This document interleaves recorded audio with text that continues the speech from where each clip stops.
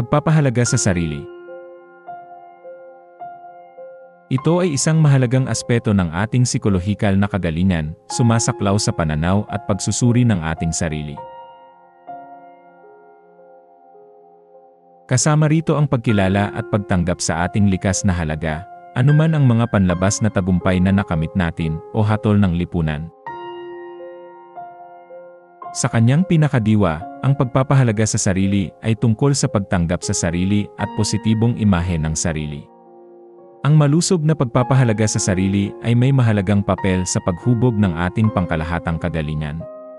Kapag ang mga individual ay may malakas na pagpapahalaga sa sarili, makakaranas sila ng mas mababang antas ng pagkabalisa, stress, at depresyon. Ito ay nagpapalakas ng katatagan na nagpapahintulot sa mga individual na harapin ang mga hamon ng may higit na kumpiyansa at tiyaga.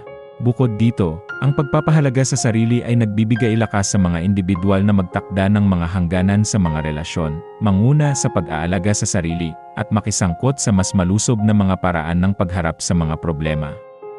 Sa pamamagitan ng paglinang ng pagpapahalaga sa sarili, ang bawat isa ay makakalaya mula sa mga gapos ng ugaling laging naghahanap ng pag-aapruba mula sa iba, at makapagpapaunlad ng mas matatag na asal na hindi umaasa sa ibang tao. Isa sa mga kamangha-manghang benepisyo ng positibong pagpapahalaga sa sarili ay ang papel nito sa pagpapalago ng personal na pag-unlad at kasiyahan.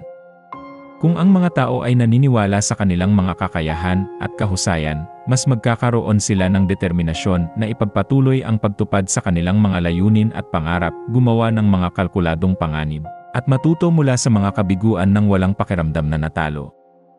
Ang pagpapalago ng pagpapahalaga sa sarili ay kinabibilangan ng pagbubukas ng isipan para sa paglago, pagsasagawa ng pagmamalasakit sa sarili, pagbabago ng negatibong mga kaisipan, at pagtutok sa personal na pag-unlad. Ang pagdiriwang ng maliliit na tagumpay at pagkilala sa progreso ay nagbibigay ng lakas sa pakiramdam ng sariling halaga.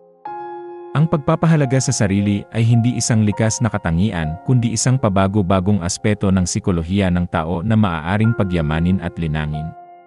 Sa pamamagitan ng pagkilala sa kahalagahan nito, maaari tayong maging aktibo sa pagtatrabaho upang mapaunlad ang positibong pagpapahalaga sa sarili na makapagpabuti sa ating buhay, makapagbigay ng mas magandang pangkalusugan, at makabukas ng ating tunay na potensyal para sa paglago at kaligayahan.